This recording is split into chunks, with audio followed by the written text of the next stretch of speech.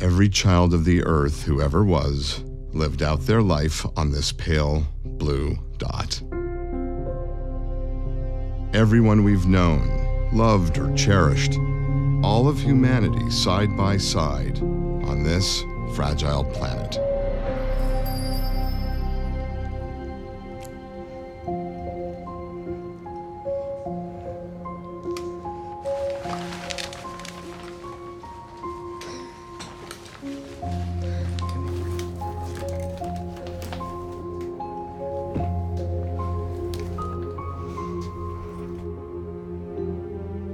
Kevin is a 17-year-old young man with advanced cystic fibrosis.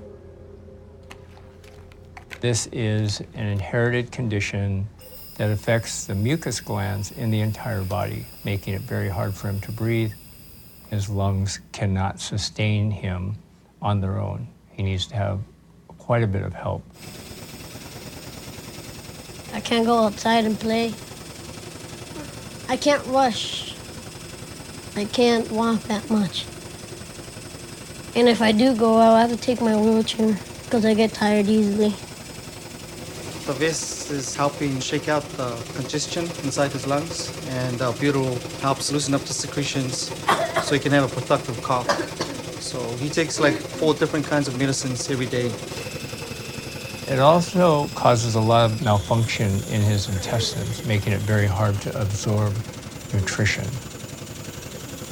He needs intravenous nutrition, he needs continuous formula feedings, and even with that, he still is relatively malnourished. Unfortunately, this is not a curable condition, and this condition will continue to get worse.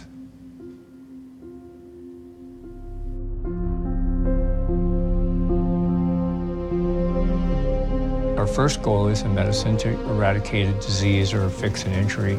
How's it going, buddy? But many times, cure is not a possibility.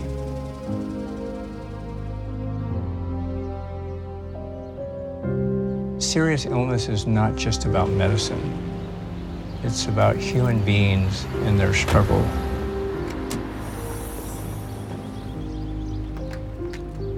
We have to give them the right medical treatment, but we also have to help them psychologically, emotionally, and spiritually. And so we're constantly looking for ways to give these children and these families small slices of joy. 297 a bit high, huh? We are here, Kathy. Virtual reality is a program that, while it doesn't do anything to cure Kevin's cystic fibrosis, it really gives him something to look forward to and something way beyond medicine. Ready? A reason to get up in the morning. How's it feel?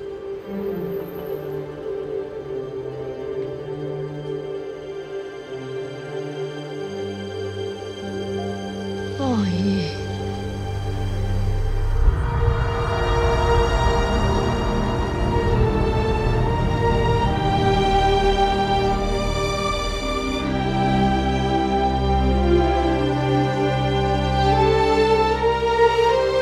Oh, yeah.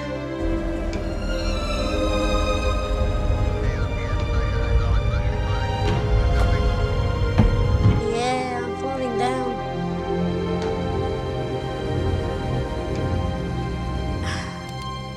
When I go in there, I just forget about what I have. In these conditions.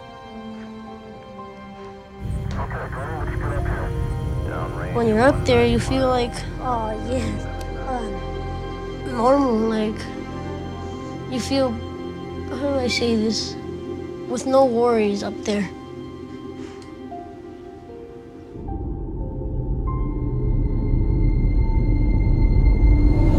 I was very fortunate to serve as a NASA astronaut for 17 years. I flew on 5 space shuttle missions, and I was part of 2 International Space Station assembly missions. The ISS is really our first major toehold into permanent presence in space. It's a city in the sky with astronauts and cosmonauts from around the world, where we've pulled together the best minds and the best engineers and technologies, not only to understand our place in the universe and the solar system, but also to improve the quality of life here on Earth. I work at the Virtual Reality Lab at NASA Johnson Space Center. We started using virtual reality since 1993. We train astronauts using VR for spacewalks to give them the experience of being outside in a spacecraft. Spacewalk basically means going outside the spacecraft and doing work. I've had the opportunity to go out on 7 occasions. And once we get out there, we're in a 13-layer pressure suit, and we have to do really complicated things. It requires a lot of strength and dexterity and training.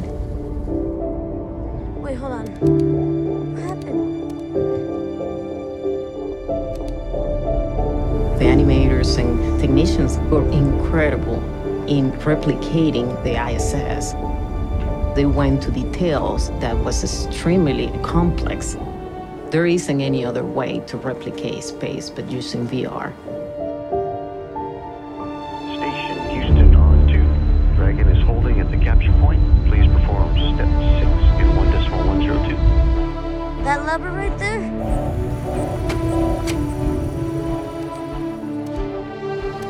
SpaceX Dragon is a capsule that allows us to fly payloads up to the space station. The ISS crew will use a robotic arm to actually grapple onto it and berth it to the station. 1 meter now.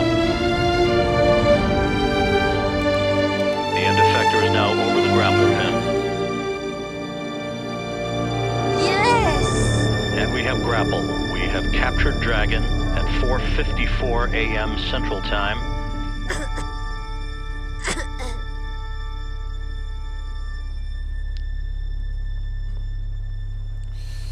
Kevin had an episode of being intubated in the hospital. And by definition, what that means is that his lungs are in complete failure. In a child with this kind of illness, it is definitely dire and definitely life-threatening. Sometimes we look at the numbers, we look at the lab tests, we look at the x-rays, and this child should not recover. But then they do. And it is pretty amazing. And it has a lot to do with the strength of their spirit, their courage, their will to live. Smooth sailing, baby. ETD used to flight that's in work. Look at, oh, whoa. Being outside on a spacewalk is a profound life experience. I can't imagine anything more stirring to the soul. You're seeing all of humanity from a perspective that can't even be imagined.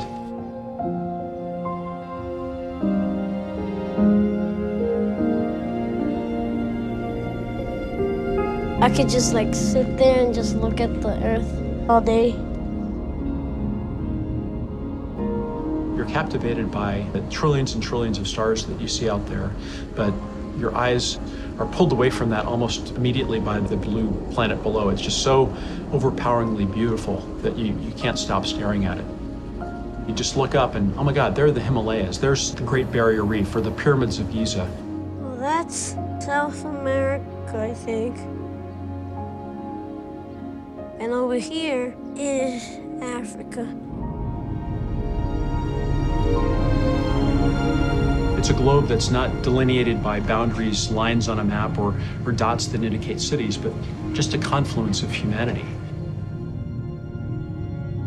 Looking back at Earth, it looks like you can see the whole wide world, seeing people that live there. That's the best part. Just looking out. It's awesome.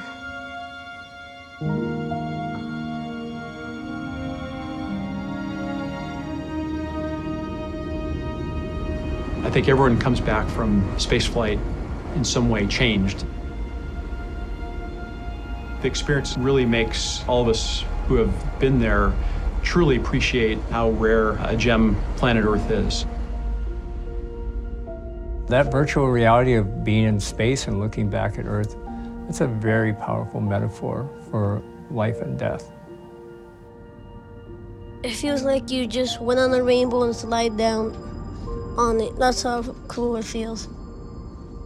Like a fantasy. That's the main magic right there. That releases me. I really have come to find a lot of joy in the work of taking care of people at the last stages of their life. It's such an intimate time and a special time in their lives. And to provide some comfort, to relieve some suffering, is one of the most gratifying things for me about medicine.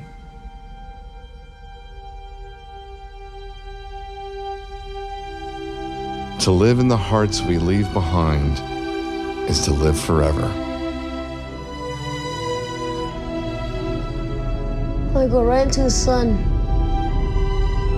So bright.